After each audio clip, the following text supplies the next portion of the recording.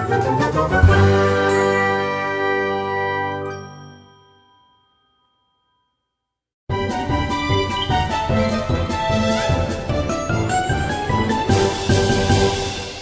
so you know, my listeners, this is going to be a complete surprise for my listeners. Oh. They don't know you're coming on. Uh-huh. Most of them are taking back Earth right now, as I well know. And so could you do one soundbite favor for us to start with to help advertise it? Yes. Could you say, this is Commander Shepard, and Bombad Radio is my favorite podcast on the Citadel? Yep, here we go. Awesome. This is Commander Shepard, and Bombad Radio is my favorite podcast on the Citadel. Awesome. I'm going to use that to advertise, to get people excited. They're going to freak. Yes, they probably will. Yeah, I love that. The response has been amazing. I saw the lines on opening day. I didn't pick it up at midnight, but I saw the lines. I was signing in L.A. I ended up signing till 1:40 in the morning. I didn't want to leave people hanging, you know? And my day starts at 5:30, so that was quite something. Well, I guess one of the first questions then would be, what's it like to be, I guess, done, so to speak, with a massive, endeavor as Mass Effect 3, as this series has been? It sucks to be done. You don't feel relieved? No, I feel incredibly sad. I miss it. I miss the team. I miss the universe. I miss my team, my Shepard team, and I miss the BioWare team. I miss the whole thing. I love that character. I mean, but it was all well done. So, that's all I'm going to say without being a spoiler. Yeah, I'm quite sure none of us want spoilers. I'm not giving you a single spoiler. Good, because I might go crazy. I've already read some I should not have read, and I don't want to know. Don't read. Play.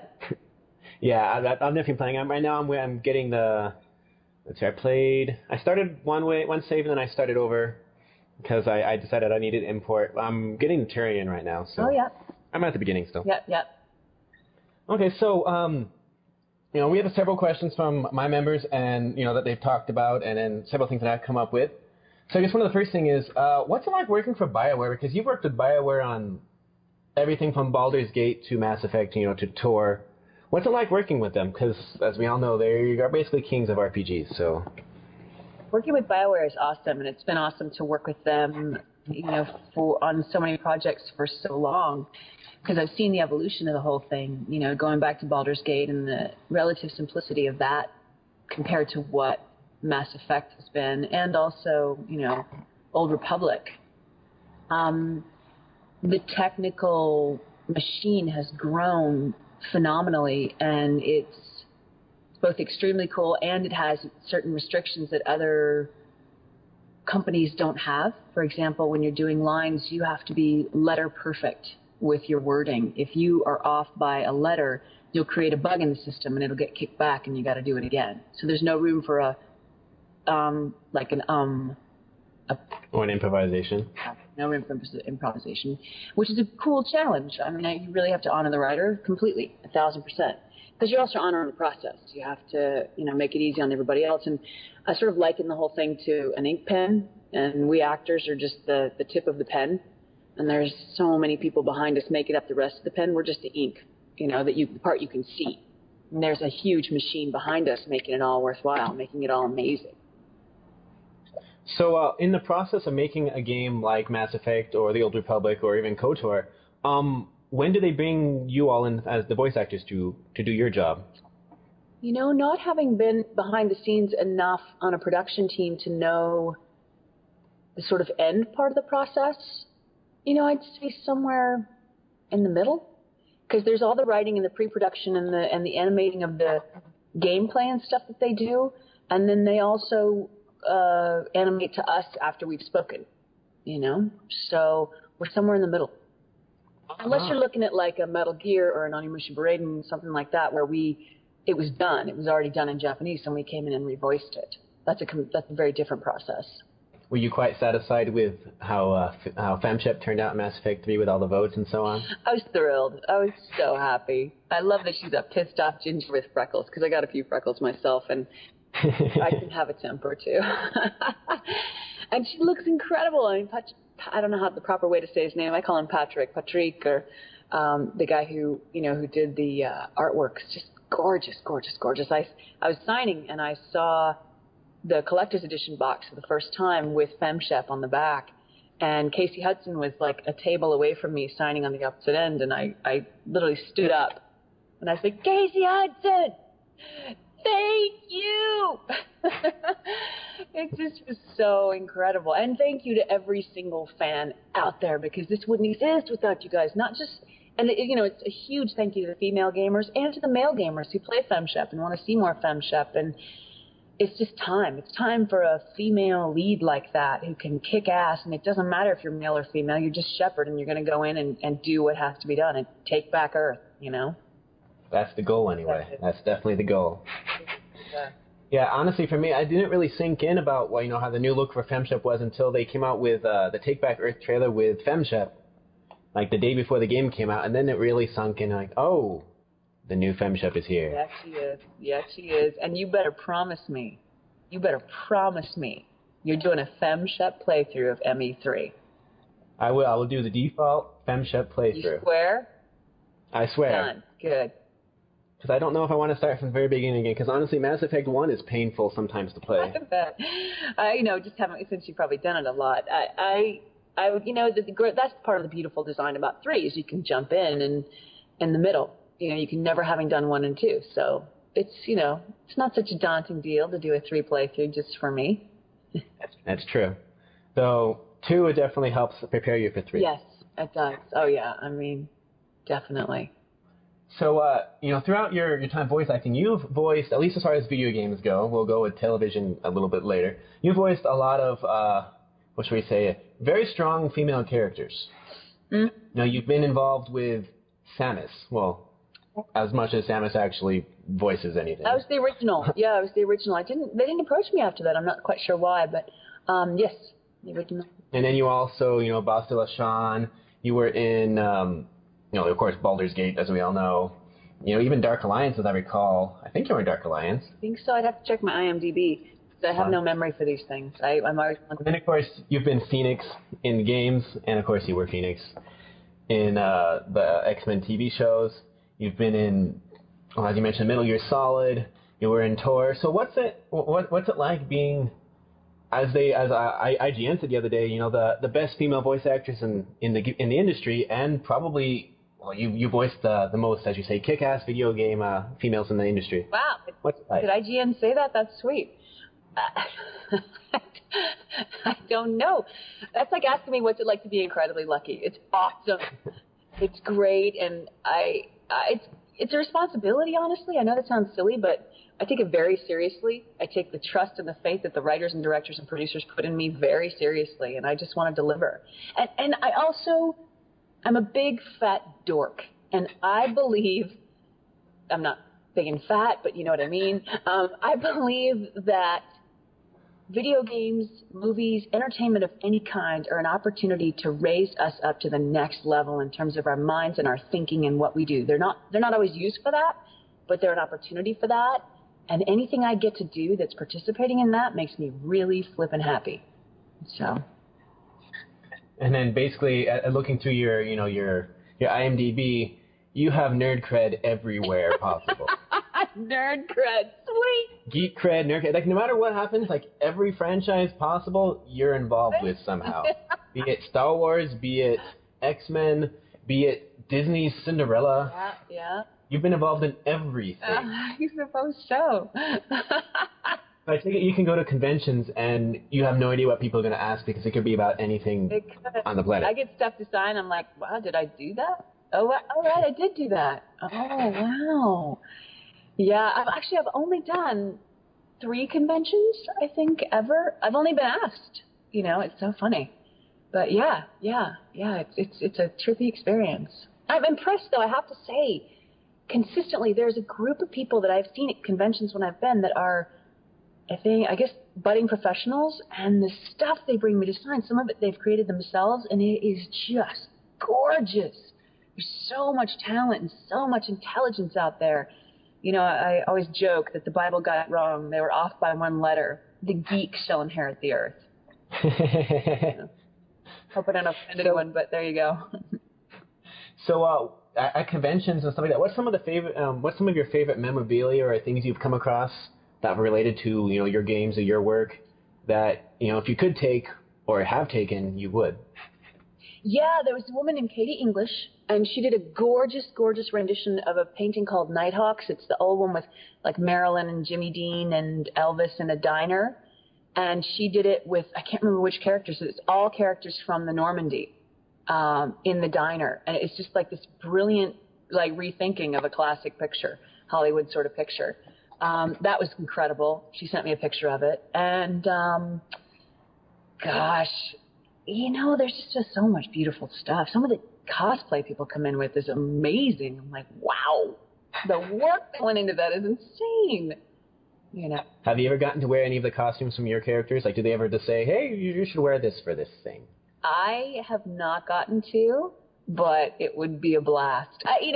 When I do mocap, that's sort of the closest it gets. But what you're wearing in mocap is some of the least attractive wear you can have. It's just a horribly cut black bodysuit with little silver dots all over your face and everywhere on you, and huge black shoes. You look like the giantest dork. But the best part is the rendering in the instant when you're doing it. So if you look in the other room and you can catch a glimpse of it, you see yourself in this other form as this quite often other being, and it is just, and you move your arm and they move their arm. It's just so cool. It's my favorite thing to do, mocap. Yeah. So do you ever find it strange when you're, seeing people play the games that you're in or the shows that you're involved in and you hear your voice? I don't find it strange. I find it a little bit maddening because I'm a perfectionist, and I was just with someone yesterday who was playing ME3, and I heard something and I went, oh, I wish I could go back and redo that, because now that I see where it falls in the timeline, I would tweak it a little bit this way, but that's the director's call, and my gosh, they do a brilliant job, and they do their best, but they don't have time to indulge my perfectionism. It'd be a 6-year game recording process if we did that. So that's the one part that drives me crazy. I've gotten past hearing my voice. I've been hearing it since I was a teenager, and I'm sort of used to the sound of your voice thing. I'm listening to a lot of technical things. I'm listening to the acting. I'm constantly listening to how can that be better. That's my quest, really. Doing a podcast, I hear my voice all the time, and I definitely know when I would rather record it again. Since I do the editing, I can fix my voice better than other people's, but most of the time it's just like, let's get it out of the way. I don't want to hear myself anymore. Isn't that funny? So are you used to hearing your own voice yet? Are you will? I am used to hearing my own voice now. At first it was fairly awkward, and I wanted to change everything, and I'm like, no one else is complaining. I'll go with it. It would be as if we lived without mirrors, and then suddenly someone invented the mirror. Because people would have a notion of how they looked, and then they'd be like, whoa, what? I think hearing yourself is sort of the equivalent of that, because people don't hear themselves that often. And then what we think we sound like, we don't usually sound like that. And there's mechanical reasons for that. You're hearing it through, a different part of the ear or in a different way than you hear things that are coming at you from the outside. We're going to switch gears just a little bit to some of the cartoons and voice acting you've done for the television, because your television resume is equally impressive. You've done everything from Green Lantern and G.I. Joe to Clone Wars to X-Men and Wolverine, Ben 10, Alien Force, Last Airbender. You've done a lot of different franchises, and being that my main site is a Star Wars one, we'll talk a little bit about Clone Wars. Yes. Because we've had other Clone Wars alum on here, from James Arnold Taylor to Catherine Tabor and so on. All such nice people too. Oh yes, we love them both. They're so. James Arnold Taylor's awesome. Isn't he? He's just amazing. So what was it like being approached to voice Isla Sakura? It was incredible. It was absolutely incredible. I mean, she's such an iconic character, and to get to voice that, and George Lucas has a fondness for dialects, so to bring that and to bring this sort of street French street fighter sensibility to it that we found, that Dave Filoni sort of happened upon, that was, went into it looking for, that was the most fun, And then Senator Chuchi with her Aussie approach, that was really fun as well. Indeed. Senator Chuchi was, I believe, in one of my favorite episodes from season 1, was it, or 2? 1 or 2, I can't remember. The snow one, as I recall. Yeah. Yes. The one with the snow. Yes. Yes. Yeah, she has. I love that voice. Season 1, that's actually my favorite episode in all of season 1. Really? Because, well, season 1 was kind of uneven as far as content goes, and then it gets better from there because they all figured out what direction they wanted to go. And nowadays, if you've been watching it, they found a direction. Yeah. Yeah. And Sam Witwer is going to be showing us what's what on Friday. Right? Have you ever been given a call, for a job, either for a game or a TV show or even a movie voice, that when you get told what they want you to do, you just don't believe they're asking you to do that, and you had one of your fanboy or fangirl moments? Oh, where I'm just can't believe that I'm getting the opportunity to do a particular job? Yeah. Oh, yeah. Even to do a particular audition. I had an audition a couple weeks ago that I'm not going to discuss, but it's the single most high-profile audition I've ever had. And it went really well, but in this business, it's a lot of what I call Kiwis and Tangelos. There are so many talented people that it comes down to just sort of what flavor fits the mix the best. So it's not about, so-and-so's better than so-and-so. It's about, no, this was the right fit for this piece. So I auditioned and let it go, but I must say auditioning for that one made my head spin. I can't tell you what it is. I wish I could, but I can't. That made my head spin. Working on Clone Wars was just phenomenal as well, I have to say. And being brought back in for Old Republic, those are really, it's always an honor when you get to participate in the Star Wars franchise. I'm working on another show right now that I also can't discuss, sorry, that is hilarious, and I feel ridiculously privileged to be a part of it. Yeah, and you'll see it probably within a year or so, and then we can talk about it because it's ridiculous fun, and you'll totally want to talk about it. So, is it Star Wars related? I'm not saying anything about it. With Seth Green by chance? Anything about what it is or isn't. Okay.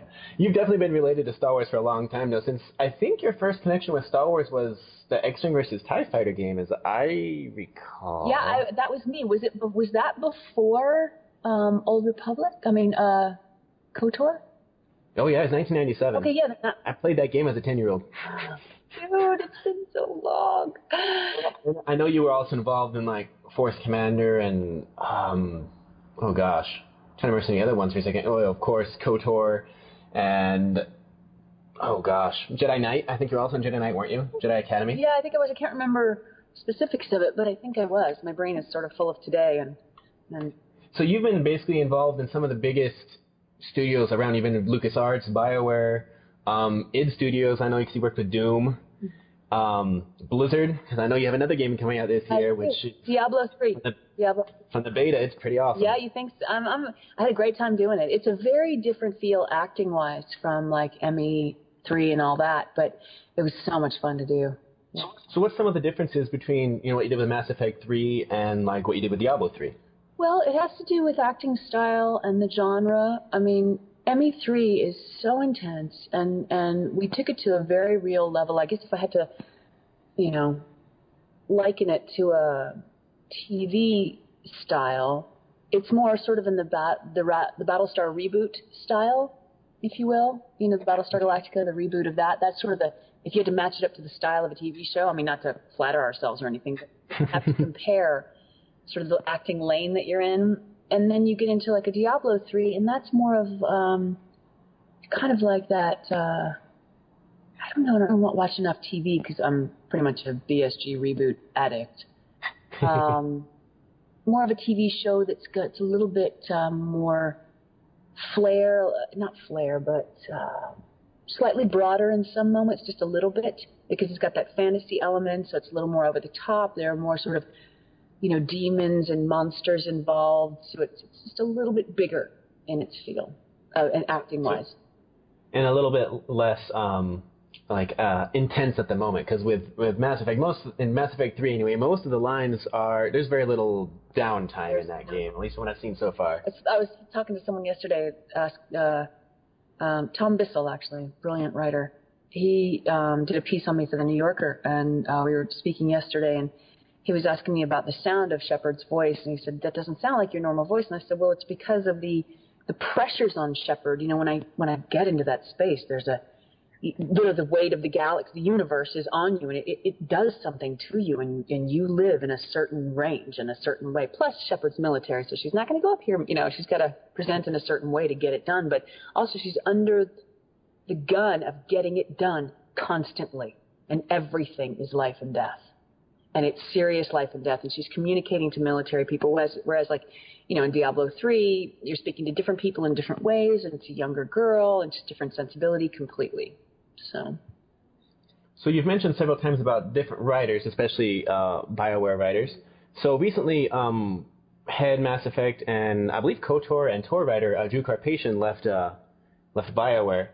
Do you have any opinion on what happened with that? Because I'm assuming he's going to write more books and just felt he's done with what he wanted to do and wanted to move on. Do you have any relation with Drew Karpyshyn and his work, especially with Star Wars and Mass Effect and so on? When we work, we don't interact directly with the writers as often as I would like. So my first thought is, hey, good luck to him. I hope it goes really brilliantly well because he deserves it. He deserves all the success in the world. I'm always excited when someone takes a leap like that into something completely unknown. That takes major mojo. So we'll miss him. But yeah. And we'll see what BioWare has next coming up. Right. Okay, so I guess one last question would be focusing on what's it like to do voice work. So like when you're brought in to do an episode of, we'll go Clone Wars or X-Men or whatever one you have the most experience that you want to go with, what's it like going, like the process of recording your voice and just seeing the episode develop? And I'm assuming you see it at the end where you go, oh, that's what it turned out to be. Like, what's the process of doing voice work for a project like these? You get a call. On a TV series, you get a call. You will get your script in advance, which is different from games. In games, you usually don't because they're massive and there's so many confidentiality issues. You get your script. You read your script. You go in to record on the show I can't talk about right now. We record individually. On something like Wolverine and the X-Men, we recorded together, which was just part of the sheer joy of it. I mean, to get to be in the room with Nolan North and Steve Bloom and Kari Wahlgren and April Stewart and all of us working together, and there's just nothing like it. And so you're all in that show. We're all in the room, and we go through the scene, and the director will stop us and go, okay, let's adjust this part and take into account that thing that's happening outside, across the room, or this just happened before, or this guy's from here, and this happened then. Oh, great, okay. So they sort of add more to the soup, and then we do it again, and then they'll go back and do specific pickups of the scene, like this line, that line. Okay, let's move on. And then we move on to the next section of the script, and it's just that for, 3-4 hours. Then we're done, and we don't hear about it, and we go on to the next job. And 6-9 months later, we'll get a call for ADR, which is automated dialogue replacement, I think it's called, where you go in and basically it's like, oh, we need this extra grunt here, or it turned out they were much further away, or turned out they were much closer, so bring it down, And we fix little bits like that here and there. And then we wave goodbye and set our DVR and catch it if we can.